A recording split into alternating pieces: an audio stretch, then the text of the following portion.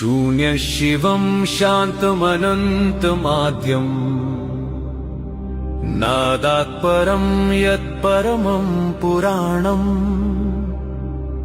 न रूपवर्णं न च नामधेयम् तमरूपमीशं प्रणतोऽस्मि नित्यम्।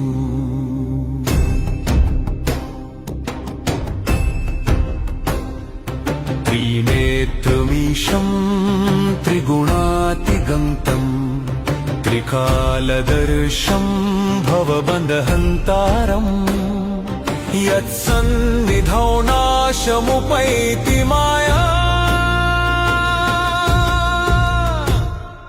तं शिवमेकं शरणं प्रपद्ये।